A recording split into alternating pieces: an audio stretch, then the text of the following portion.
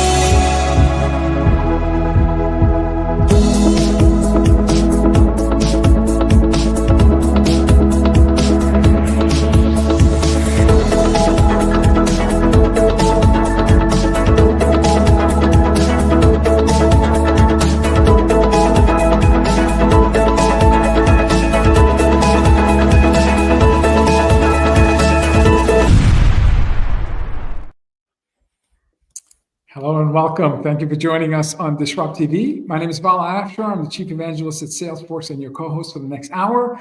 We welcome you to follow us on X at DisrupTV Show. Send Ray, myself, our distinguished guests your questions live, and we'll do our best to answer them. It's my pleasure to introduce my co-host, Ray Wang. He's the CEO, founder of Constellation. He's the best-selling author of Everybody Wants to Rule the World. I see Ray on television talking about tech and future trends on Bloomberg, CNBC, Fox Business.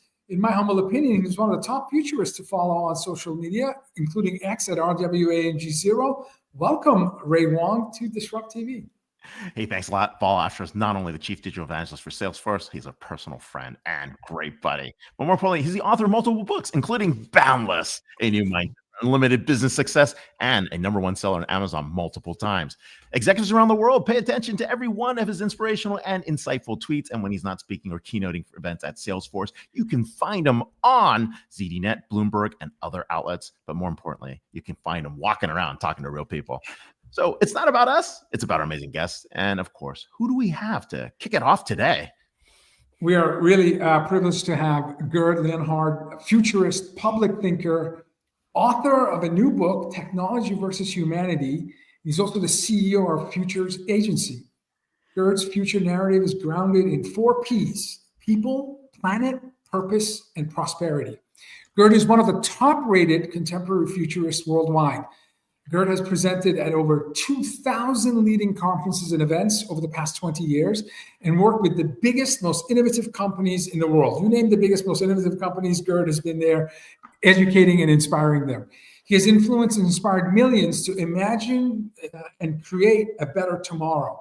Wired magazine named Gerd one of the most influential European and has listed Gerd as the #7 global ranked futurist in the world.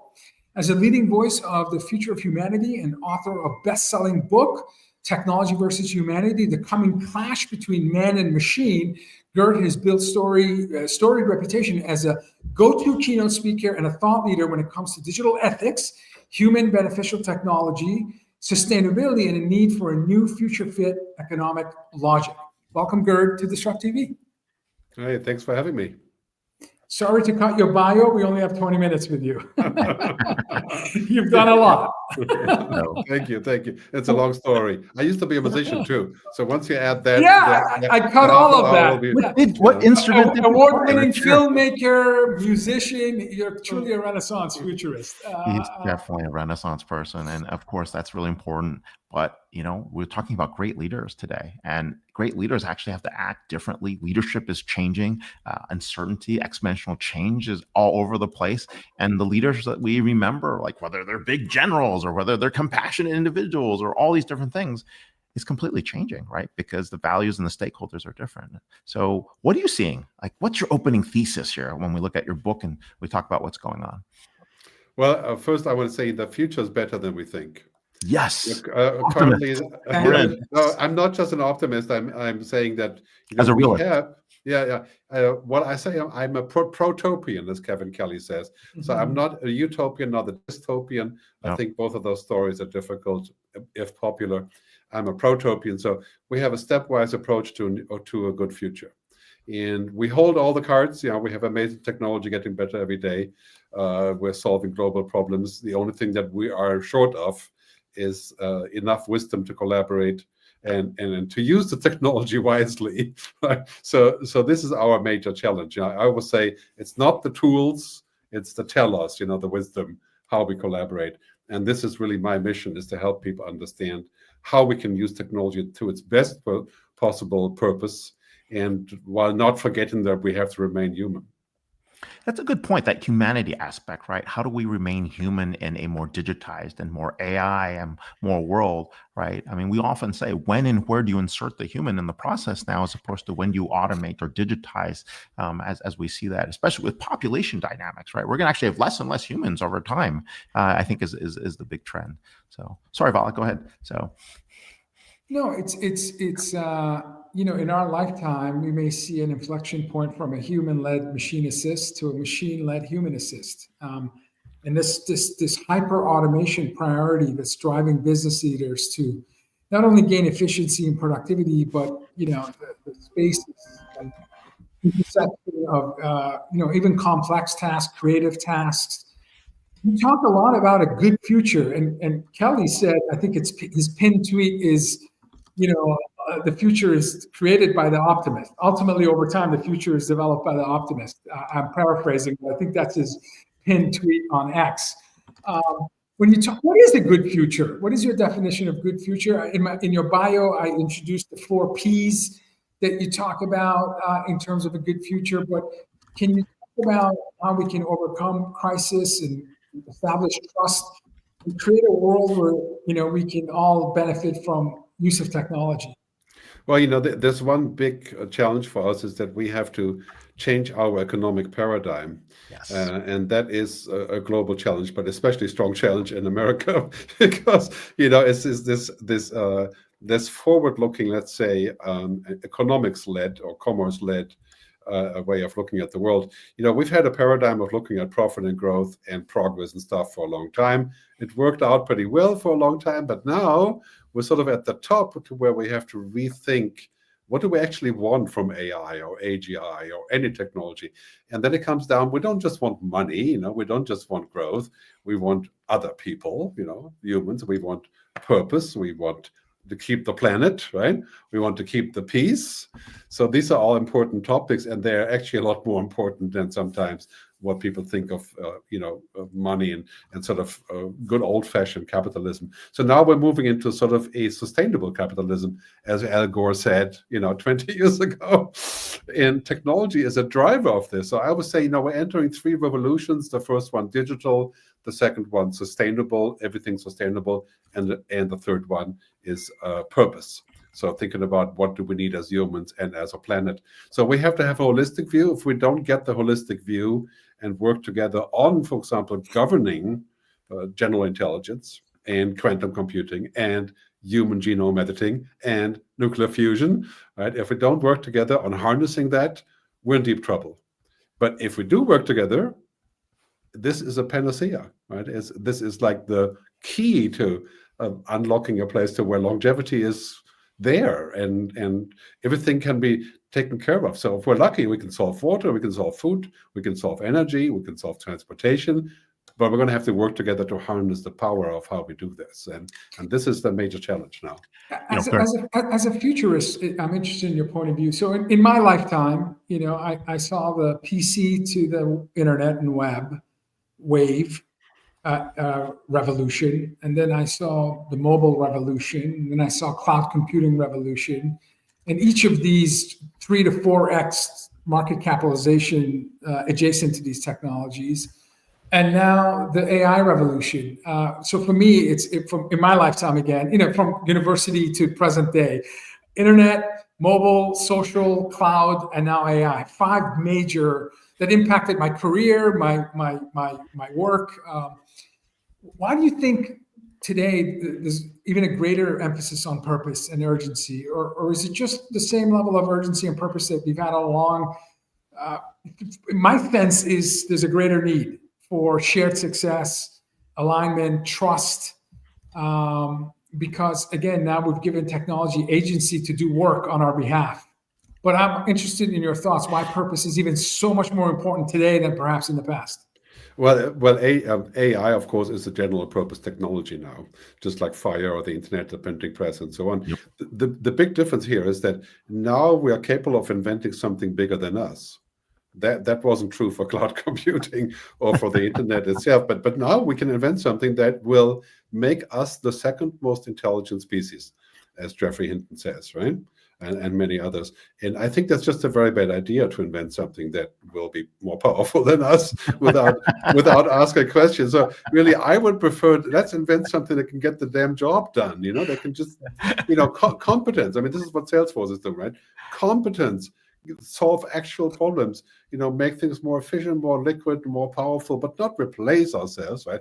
So to me, this is kind of like, that is the biggest challenge, because now for the first time ever, we can indeed invent a machine that is kind of like a human, right? We could. Whether we should, nobody's asking, and that is a bad idea. So this is my thing my beef that I have with OpenAI, for example. It's like, you guys shouldn't be in charge of the future of humanity. Well, they're going against their original mission, and I think that was the main point. And back to you, I mean, you talk about those ethics, tech versus us, and I thought that was really important, because you're right, technology has no ethics, and it's really coming back to us. What I wanted to spend some time on too was this conversation around digital obesity. We're talking about obesity as a pandemic, and you've added digital to it, and this gluttony of information and overload. I don't know. What are we poisoning our minds with in this digital obesity? Well, the principle is too much of a good thing can be a very bad thing. This is like eating, drinking, smoking. I mean, we're not going to outlaw anything that's fun. All drinking or smoking, I'm against that, but on the other hand, let's not make it a principle that it's always like over the top. So this is how we got to obesity and 400 million people with diabetes. And that's a very bad idea. If we have too much technology, we do away with ourselves, basically, right? And also, when you have too much input as a human, you get sick. You get just as sick as when you eat too much, right? So we need to make sure that we protect what makes us human. And some of that means inefficiency, downtime, making mistakes, disconnecting, right? And we're not made to be like a modem, that constantly receives. This is how we get sick. And not to be sort of putting a negative spin on this, but I think comparing ourselves to compete with machines drives us to be more efficient and faster. And all of these things are not applicable, because really what we need to be is to be more human. let the machines do their thing and govern them, and harvest the benefits, and not compete with machines to be indestructible or to be to know everything about the world. And these are all very old-fashioned concepts in my view that come from the industrial society.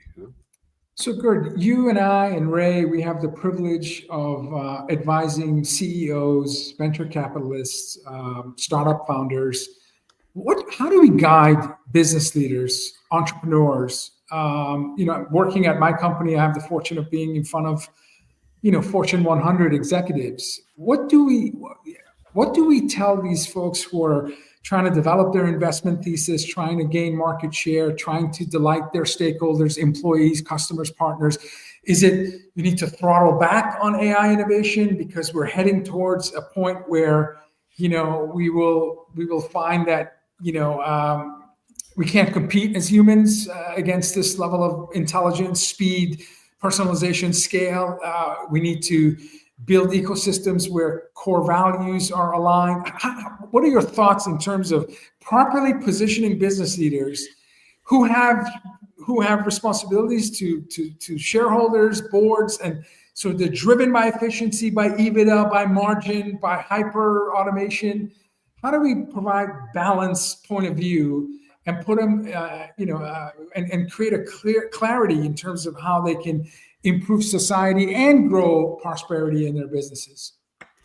Yeah, I think first of all, when we're looking at this sort of myopic world of business, this simple objective of growing the bottom line and making things more efficient. So this is really a good business. You know this from yourself, Salesforce and Mark. Absolutely. A great leader who keeps saying this same thing, right? We can't focus on this simple thing. We have to have a larger story. And we have to think about the world at large, not just the world in that tiny fragment of how we're going to be more efficient. And we have to use technology to create a better situation for humans, not just for the stock markets. And values create value is something that, as we've been saying for 25 years, and business can be the greatest platform for change. Absolutely. And then we have this huge discrepancy between the story of technology. When Mark Andreessen, for example, a techno-optimist, right, when he says that basically technology can solve every single problem, that's when this gets to look pretty funny, because I believe I'm an optimist on technology, but technology does not solve cultural, political, social, human problems. It makes them worse. It takes us to solve those problems using technology, right? But technology itself is an efficiency maker. It's a mechanism. It doesn't have an intent. It doesn't have common sense. It doesn't understand anything that's outside of zeros and ones for the time being, and it probably shouldn't. So we have to ask the biggest question I ask to my clients, like, what kind of world are you going to create for your children, if you have children? Right? Great question to ask. That is what kind of world do you want for them? And do you want a world where we can still be human and make mistakes and lie and fall in love, and or do you want a world that's mechanized? I have to ask, because I have a world-leading futurist here with us. Let's fast forward to 2030. It's 5 years from now. You're back on DisrupTV, and Ray and I are celebrating our 15th year anniversary, and we've crossed 2,000 interviews. I think by then Ray's going to replace me by agentic version of me, but let's just assume I'm still here. We're going to look younger, that's for sure. We are going to look younger. Your last comment about its ones and zeros, it doesn't understand intent or sentiment, it doesn't have reasoning logic, will that still be true 5 years from now when you're back on DisrupTV, when we're talking about intelligent software? Here's what I believe about that progress. I think it will be entirely possible for a machine to pretend and to simulate this. Sure. Right? But to be it requires existence, right? You can simulate anything, as we've seen in the various Blade Runner versions, right? It's perfectly possible, right? You can simulate anything, but it doesn't mean that you exist. Yeah. But do you think there'll be societal acceptance of that simulation because it doesn't feel like simulated? Where it becomes acceptable norm, where you can engage with a multimodal agentic powered avatar that looks very much like you and I. Yeah. In some instances, it won't matter. So the simulation is good enough. But if the simulation says, I'm going to marry a robot because it's much more efficient and faster and cleaner than having a relationship with a person, then I would say, I think we're on the wrong track here, right? Because that's not what it was meant to be. It was meant to drive the car or flying airplane or solve climate change or solve cancer. It wasn't meant for me to be lazy and basically substitute real life with a computer simulation, which will be entirely possible. And this is one of our biggest challenges. We live in the real world. The real world isn't a cloud computer. Right. So can we have a good future with AGI? Well, absolutely. I think all technology, if used correctly, improves our future. If we can harness it and not be a subservient to it. Well, let's put it this way. I'm with many other experts. I'm not a scientist and expert on that in scientific terms, but I think AGI is something that we should not pursue as the number one objective there, because we don't know if that is possible. As Geoffrey Hinton says, what happens when we succeed? Right? As Jan LeCun says, what happens if we can actually do this? And we don't have that answer. It's not that like nuclear weapons. We have an explosion, 2 million people get killed, and we know what to do afterwards. But with AGI, we don't know what to do once we actually have that stuff. Right? EMF. No, it's a great analogy, because the movie that swept Oscars in 2023 was Oppenheimer. And Niels Bohr, the atomic structure, Nobel-winning prize, 1922, quantum physics, he turns to Oppenheimer in the movie and says, you need to convince the politicians this isn't about new technology, it's a new world. And he said, you gave mankind the tool that it could destroy itself. Yeah, I'm all for creating a better world, a better business environment. I'm not really, I think it's not a good idea to create a better human. Like transhumanism. I think that idea is utterly flawed. There will be people using it, but it comes down to a world where we cease to be human. So we're the second most intelligent species. End of the story. Right? Yeah, no, and we'll have to find that little cameo for the equivalent of Einstein goes over to him and says, "Huh," which will be interesting. We're here with Gerd Leonhard, futurist, public thinker, author of Technology versus Humanity, and CEO of the Futures Agency. You can follow him on X at G Leonhard, Leonhrd. Vala and I could be talking to you for hours. We're going to try to do that another point in time. But we've got another guest. So thank you so much for being on the show. Thank you, guys. See you in the future. Yes. I love that. Niels Bohr was the founder of CERN, so he actually gave birth to the web. Yeah. The first killer ingredient in my lifetime. So anyway, sorry, I'm geeking out on movies. We've got a world-renowned professor here. What are we talking about? We do. We're privileged to have Dr. Sandra Matz, author of Mindmasters, the data-driven science of predicting and changing human behavior. By the way, Mindmasters is the #1 new release on Amazon, so a must-read book. Look at that, Mindmasters right here. It's amazing to have #1 best-selling authors on our show. Mindmasters is a riveting book, a riveting look at what our digital footprints reveal about us, how they're being used for good and sometimes not so much, and how we can gain power over data that defines us. Sandra is professor of business at Columbia Business School, where she also serves as director of the Center for Advanced Technology and Human Performance. As a computational social scientist with a background in psychology and computer science, Sandra studies human behavior and preferences using a combination of big data analytics and traditional experimental methods. Sandra's research uncovered the hidden relationships between our digital lives and our psychology, with the goal of helping businesses and individuals make better and more ethical decisions. There's no better time than now to read Mindmasters. Her work has been frequently covered in all major outlets. Ray, Sandra beats you as far as all major outlets and her appearances on major media. Welcome, Sandra, to DisrupTV. Well, thanks so much for the kind introduction. I'm excited to be here. We're really excited to have you here, and I think it's really important. This is a hot topic, fascinating conversations, especially given how we are being targeted by algos and AI, and how that's being used to influence behavior or manipulate behavior, depending if the system is working for us or if the system is working for the system, or if there's a give-get exchange model. So let's start with a question: how algorithms can predict your personality more accurately than your spouse? Oh God, I'll have to talk to my wife about that. By scouring your social media posts. But wait, I'm a different person in social media than I am in person. Not really. Not really. For you, I don't think that's true, but go ahead. Yeah. It's so funny because that's, I think, one of the questions that I oftentimes get, right, is to what extent is social media even a representation of who we are? And to some extent, it's interesting because it's still social, right? So if you're a completely different person than you are offline, your friends are going to be onto you. And so there is actually like a bit of a checks and balances with the fact that most of the people that we connect with on social, we also know in the offline world.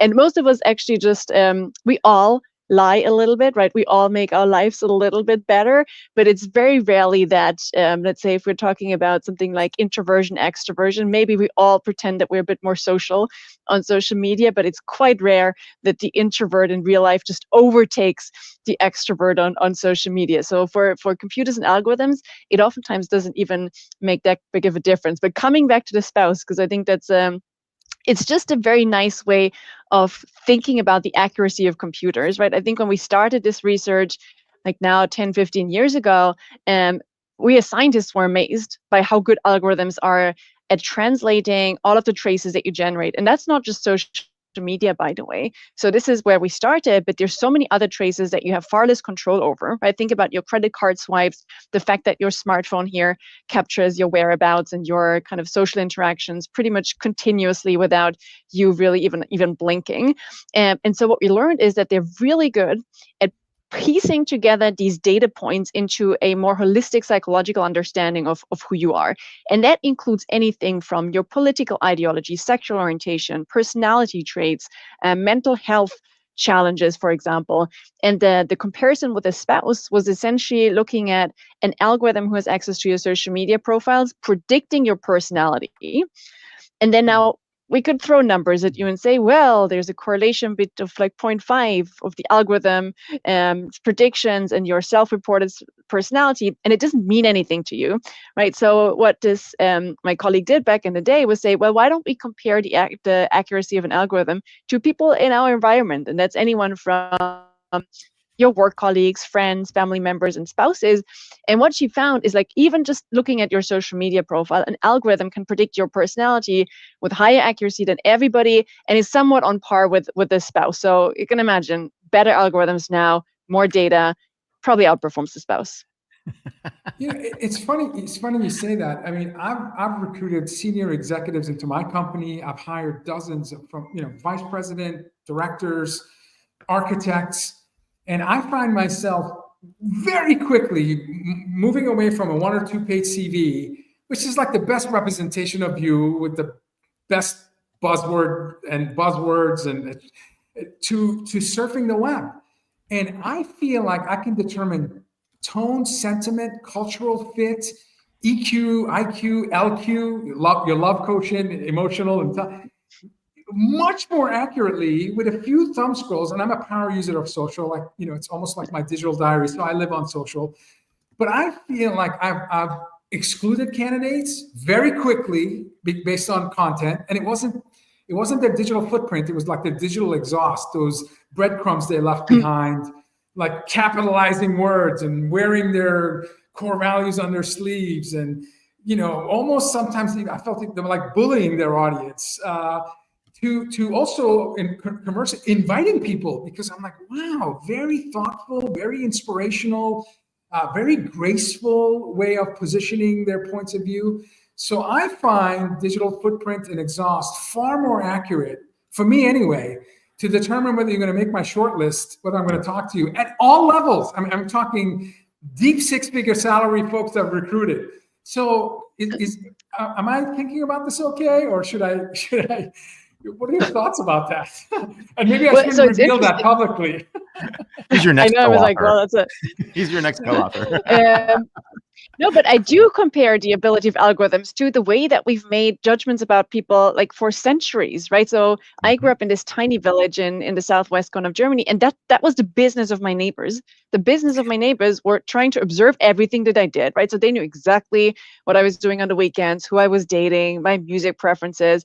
And then they used those inferences to make judgments about who I was, and then also ultimately try and pull the strings behind my back, but also give the most amazing advice. So you're absolutely right in that humans just by looking at, and there's two types of data that we typically think of when psychologists talk about this stuff, is either identity claims. So this would be social media, right? Those are very explicit signals that you put out there in the world, because you want to tell a story to yourself and you want to tell the story to the outside world.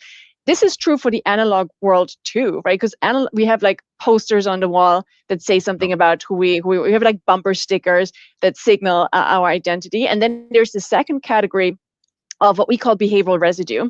And those are all of the traces that you leave without really thinking, right? So an organized person their room might be totally organized. The socks are sorted by color, the books are in perfect order. And then you have a person who's less organized, who's just like the bin is overflowing. And those are not signals that we're intentionally creating. Those are just kind of all of our interactions with either the offline world, but now also increasingly with the online world, right? It could, again, be anything from your smartphone capturing your GPS records kind of 24/7 without you having to do anything. So this is just like these breadcrumbs that you're leaving that can offer these really intimate insights into who you are.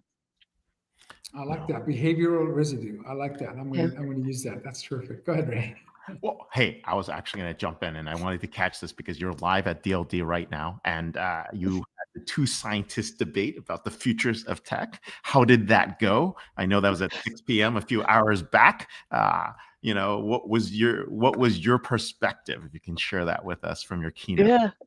Absolutely. It's funny because the two scientists was essentially me and my husband. Yes, I know. That's why I was going to go there.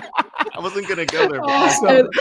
I think we started the talk by saying the first time we gave a talk together, we fell in love. Second time we got married. The third time we had a baby, and now we almost got divorced over putting the slides together. I should say we're still happily married. But the idea was, so we set up a center about 1.5 years ago now, that's called the Center for Advanced Technology and Human Performance. And so the way that we think about it is essentially, we typically think of technology and human performance in a physical space, right? So we know that we have physical limitations. So we build cars and airplanes that allow us to go faster and to go further. We can now survive in extreme heat and cold because we have ACs and we have heaters.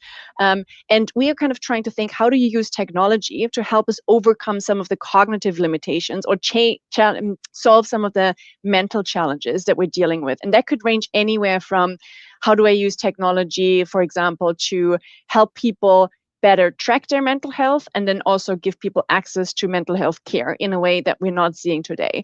Or could we use technology to accomplish almost the opposite of what we usually talk about in terms of recommendation systems, putting people in echo chambers, right? By tapping into everything that we know about them and then just feeding them more of what they already know or believe in. But you could imagine that Google and Meta, they know exactly how other people think about the world. So if I wanted to know what is the experience of a, let's say, 50-year-old Republican farmer in Ohio look like, I would never get to that experience. But Meta and Google, they know, because they are feeding them the information all the time. So they could create this magical, I think it was like an echo chamber swap machine or a perspective taking machine, where they could allow me to access, here the search result of a person that I can define the characteristics of. So I can define maybe age, gender, location, previous experiences, and they could show me, well, what is it that they see, or what does their newsfeed look like? What are their friends talking about?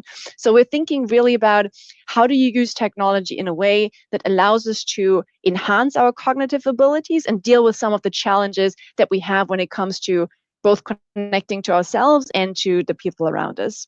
And Sandra, the most important part of it is that they gave away their language models and made it open source so that they can continue that exponential velocity of data collection. It is ridiculous, right? As to, oh, you've got a free open source model, come use it, And they're basically continuing to build that business graph, that social graph on the back end. That is like probably the finest version of like what humanity has, or the worst version of humanity has. Of like the generous. They're very generous. Yes, I see. It's in a way the same with VPNs. Right. So I think when people think about, how do I protect my privacy, we go to VPNs. Some of them are owned by Facebook. And now everything that comes through the VPN is essentially being captured. Right. So there's all of these hidden traps that even when you're trying to do the best and protect your privacy, you're just caught somewhere. And it's just an uphill battle. this brings up the ethics, which is really important Yeah. because we have the public ethics, which are governed by culture and norms and society and what you do inside legislation for different countries and regions.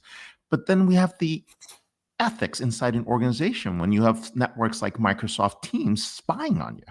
Right. I talked to an Israeli scientist, I won't name who, and he's a cybersecurity expert. And he basically said Teams is so leaky, it is stealing all the information about an employee and more, right? And bringing it back, right? So where do we sit on these types of responsible AI and the types of ethics we should be thinking about going forward? And what is going to be acceptable and not acceptable? Yeah, the one thing that I always tell, so I teach a lot of executive education, and Yes. I think there's a distinction between you do what is legal and what you can get away with, and you do what is the ethical thing. And there's like different thought experiments that I personally really like. I think Warren Buffett has the front page of the news test, was like, what you're doing today within your organization, if that ended up on the front page of the New York Times tomorrow, how would you feel now going back to your family, going back to your neighbors, going back to people whose opinion you actually care about, and just having this out there? And if the answer is you would be embarrassed, it's probably something that you shouldn't be doing. I personally kind of think about it in terms of, like, how would you feel if your loved ones, so someone that you truly love, could be a family member, could be anyone, was using your product or was on the other side? Would you actually feel like they're being exploited? Or would you still think it's a great idea because you're just making more profit? And I think there are now these technology, because it's not always an easy trade-off for companies to do, right? If you think about the consumer space, you can generate a lot more profit if you can grab data, you offer a personalized service that's good for customers, good for you. But then there's obviously the risk of data breaches and so on. But there are now technologies that allow companies to create the intelligence, so to offer personalized services, convenience, and so on, without necessarily having to grab the data. So federated learning is like one of these technologies where you don't have to collect the data centrally anymore, right? So Siri, for example, on Apple is typically trained locally. So instead of you sending all of your speech data to a central server on Apple, what they can do with this new distributed learning technology, they just send the intelligence, they send a model to your phone, it learns locally, it improves its ability to recognize your voice, but also sends back the intelligence to kind of build models that are better collectively. And that's a totally different, right? That eliminates almost the trade-off for companies to say, well, I can either kind of create this better service, but then I also have to risk of data breaches and so on. Like, they can offer both. And it also eliminates the trade-off for consumers. Because like for consumers, it was always like, either I can benefit from Google Maps getting from A to B quickly, but then I have to give up all of my data, or I can benefit from a better understanding of like very kind of vicious diseases, but then I have to give up my genetic data and my medical history. That's no longer true. You can hold on to your data, and the model can essentially, or companies can send questions to it. You can ask questions of the data and learn something. So that's a method of potentially de-risking the power of generative AI, where you're training the language model, small language model that's distributed and localized, and that's how we can perhaps, because right now in 2 years we now have 2 billion users of Gen AI capabilities. So not only we are fetching information, but information is being created uniquely, sometimes correct, sometimes not, to guide our thinking, our mindset. I mean, a major social platform is going to be banned as of the 19th in the US. Your thoughts about how Gen AI, which ultimately is leading to agentic AI, because now we're giving software agency to take action on our behalf. And the conversation has been very asymmetric in nature in terms of businesses using AI, generative or agentic. But all of us, consumers, customers, buyers, we're all going to have our own personal shopping guides and entertainment and travel. So we'll all use agents. My agent will negotiate with Salesforce agent for recruiting, hiring. So it's going to be agent to agent conversations on our behalves. How do we deal with this new world of machine conversations making decisions on our behalf? I mean, I'm mostly concerned that it's just going to make us incredibly boring. Right. So I think there was a New York Times reporter, Kashmir Hill. She took like a decision vacation and she outsourced everything to generative AI. And the way that she describes it is it turned her into a basic bitch. And I really love the expression because AI is amazing at the average level, right? It does something that's 80%, it's 90%, but it's also average. And it just kind of makes us so unidimensional and boring in a way that, so I worry about privacy. I worry about the loss of agency and self-determination. But I also deeply worry about us just becoming horrendously boring. And I don't think a lot of people are talking about this because we're so focused on the privacy part. You know, So Ray, remember that as you try to replace me with agentic Vala, because we don't want to your AI will have already replaced me before that happened. So, but this reminds me one of the things one of my good friends R.A. Kayumi says, right? In that those behavior design models, we went from persuasive to consensual, and what we get to mindful, right? And the problem with AI at this moment is it's centralized, it's closed, it's few players, and it's getting more expensive. Where the internet was the entire opposite. It was open, it was decentralized, it was abundant. There were many players, and costs came down. And right now, we don't do something different. I'm worried about it. So at Davos, I'm going to be spending some time talking about the need for IP protection on insights and public good, right? The need for IP to expire in 10 milliseconds. For insights that belong to the public good, to 10 days, to 10 months, to 10 years. We're going to have some regime like that. Otherwise, all knowledge is going to be in the dark ages, and we won't be able to actually unlock those insights unless you give something to get to it. And that balance is not fair at the moment. Yeah. So. And it's also not democratizing, right? So it is democratizing to some level. So I think everybody's like, well, there's these foundational models and companies spend billions building these models. And now we can all benefit from building our products on top of that. That's true. But imagine OpenAI shuts down their API access tomorrow, right? So that would mean that thousands of businesses are out of business tomorrow. So if we're, for example, I think there's a lot of potential of using these systems in the context of mental health care. But if we're only relying on these few players to build an entire infrastructure of mental health care, and they decide to do something, imagine like new leadership with totally different values. That's certainly a risky proposition. The power of the data and the networks are really part of the challenge, right? They all require massive scale to succeed. And so this is why there should be a lot of concern in this space. So it's one of the things my big takeaway in this conversation was, unless you're reading Mindmasters, you could potentially be boring. So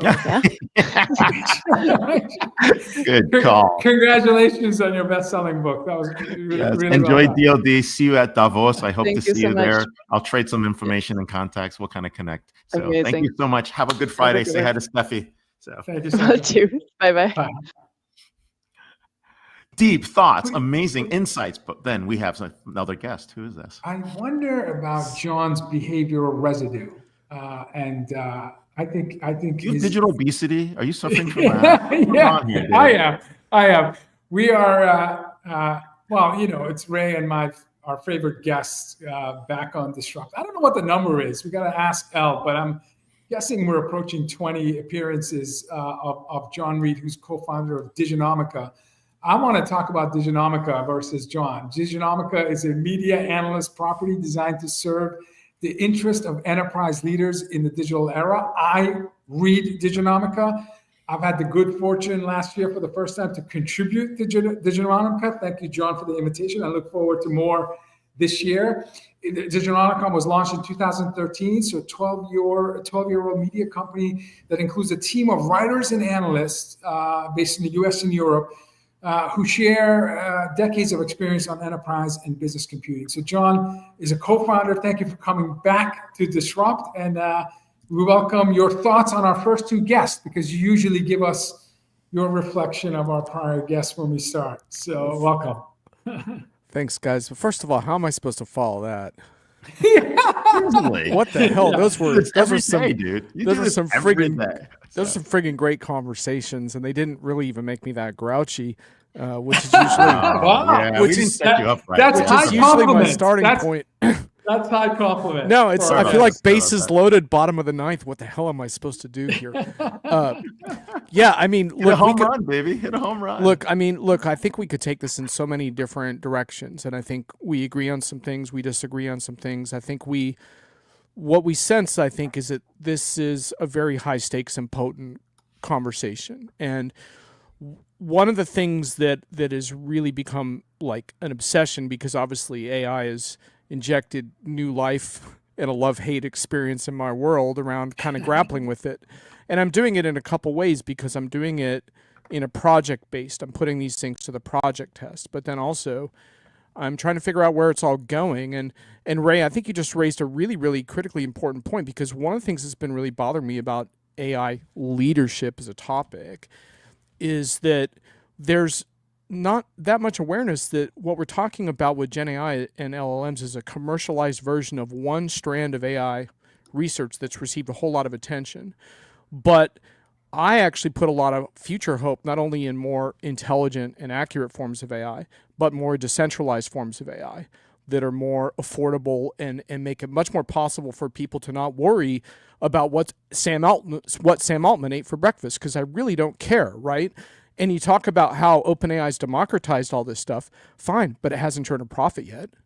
So we're putting a lot of eggs in a handful of baskets right now.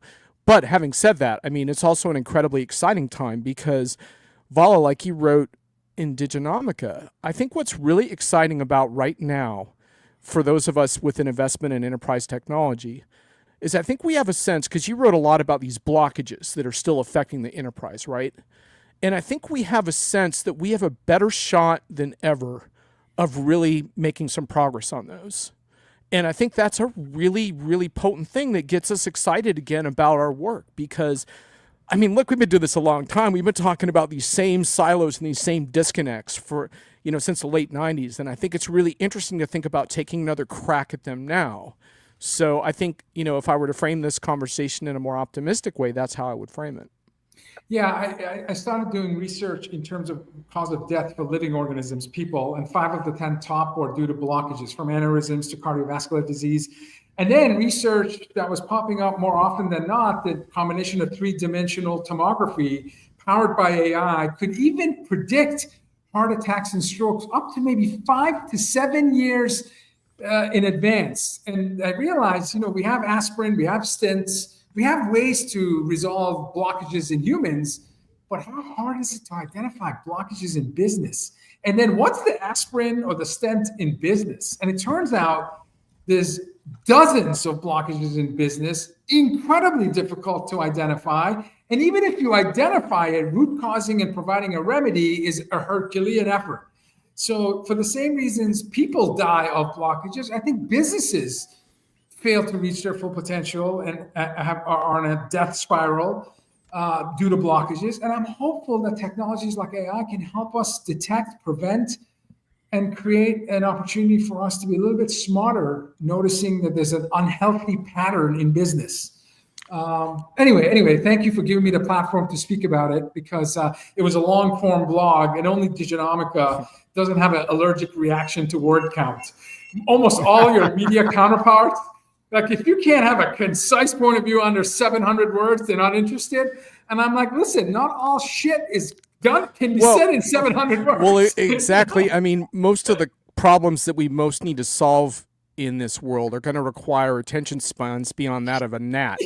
Yeah, right. So right. I'm not willing to cater to the idea that we can only absorb like 10-second intervals right now. I realize that that's what some people think. I am so grateful. Ray, were you going to say something there? I was going to get back to topic on your rant about AI and why where we are in the overall vendor landscape at the moment. But you're on a good roll. Yeah. Well, look, the first one he spoke of. He said this revolutionary potential and overhyping and overselling. I think that's one mistake. I had to narrow it from 15 to 5 for my most recent article, and even 5 didn't feel like enough. And the thing is that there is. The thing that's driving this is not my desire to call BS and be a jerk. It's in a narrow level, I'm interested in success. I'm interested in project success. I'm interested in individual success. And I had a really interesting conversation with a consulting partner who told me that they spend a lot of time right now going into customers and explaining the bad news, because vendors are overhyping this stuff so much that someone has to come in and say, okay, well, here's what's realistic. Kind of and one of the key concepts in AI is that everything has a dark side that you have to reckon with. It's not always this wonderful transformative thing without an edge. It always has an edge. So, for example, like in that discussion of privacy you guys were having just now, where like, okay, how do you get to a use case point that works? Well, you figure out how to do it on the device. But until you acknowledge there's privacy exposure and a concern there, you can't drill into the use case. It turns out the use case needs to be on the device, but even if it's on the device, it's not completely free from dangers and threats and concerns.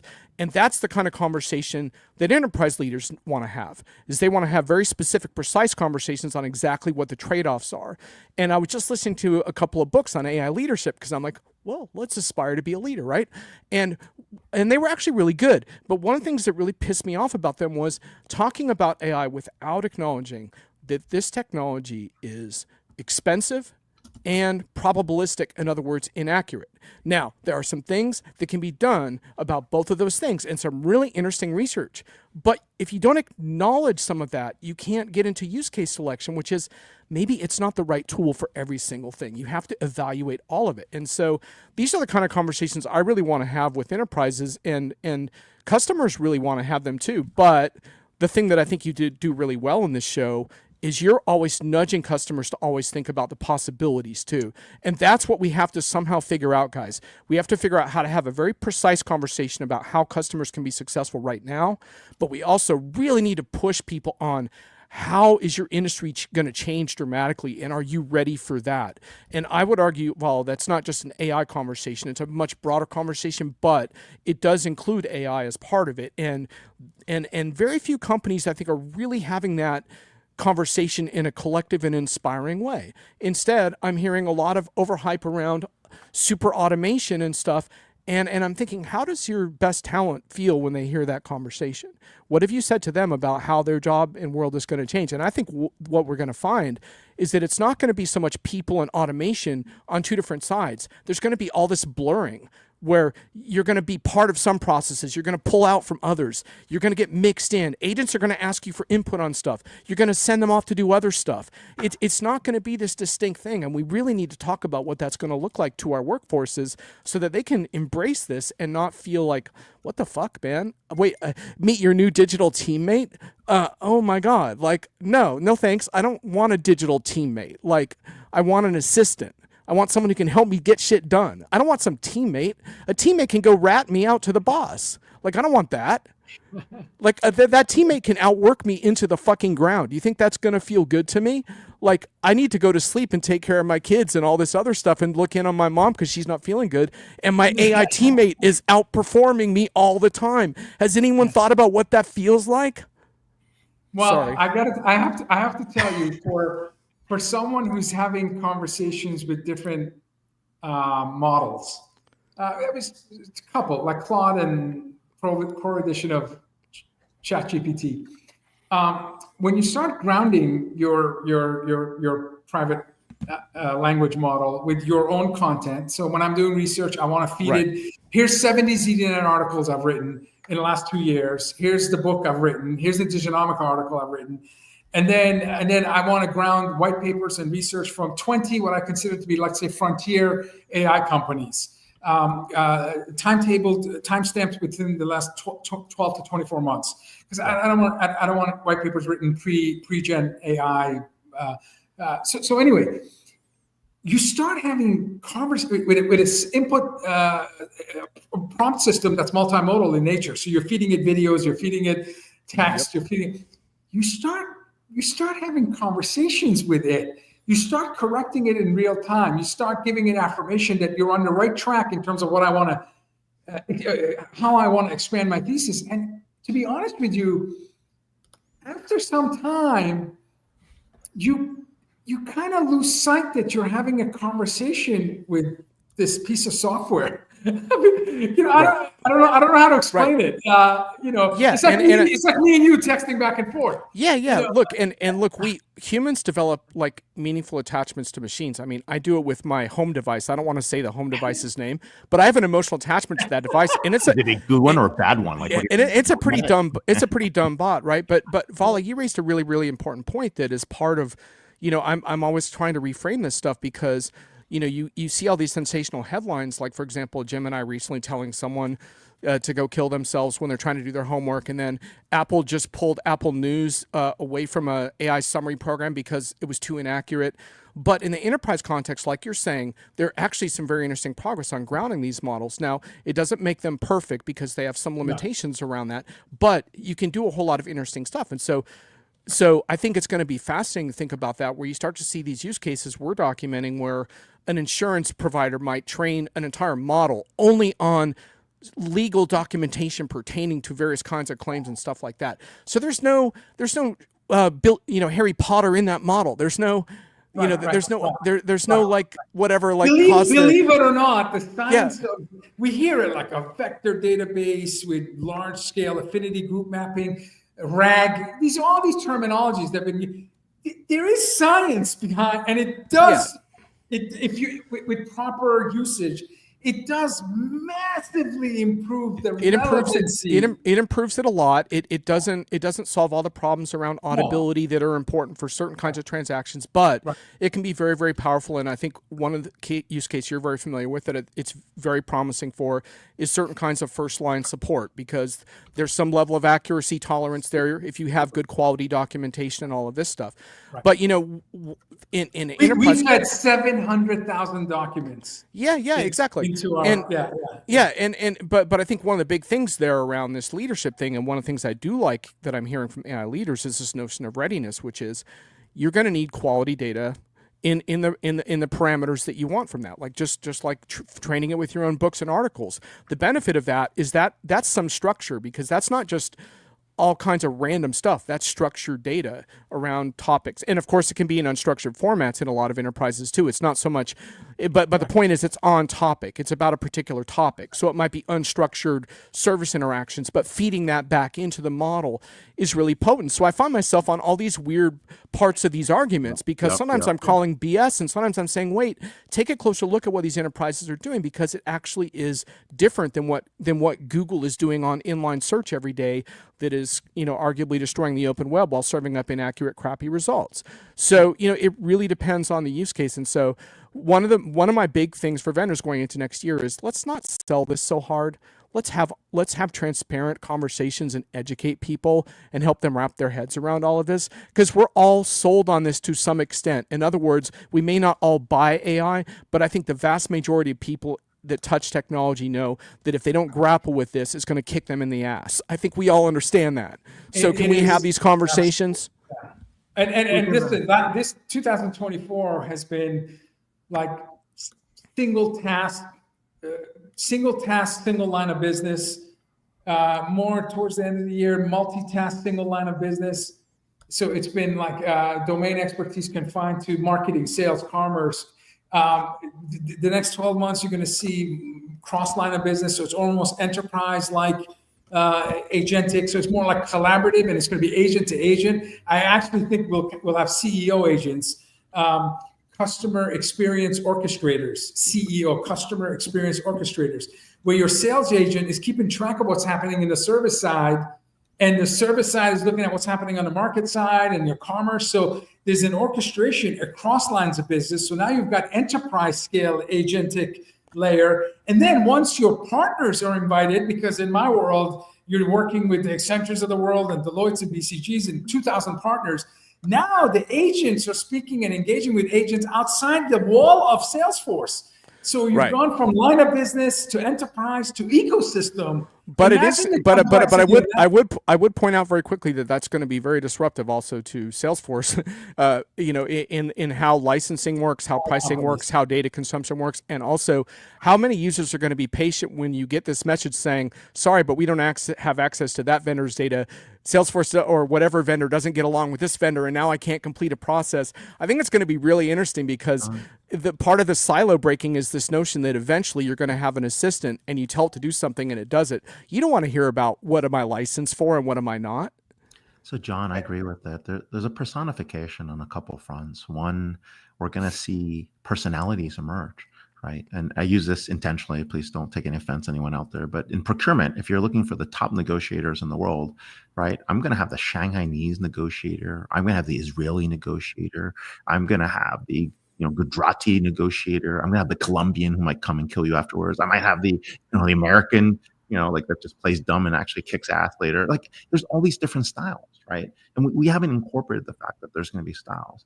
And then the second level, what you're talking about, that orchestration, the whole point of getting to agents is to break free from the transactional statuses that are holding us back. Everybody wants to build on top. I don't want to be dependent on a single vendor. Right. And so the ability to actually, in an open source way, orchestrate those actions irregardless of the technology or the vendor on the back end is going to be what will set the winners apart.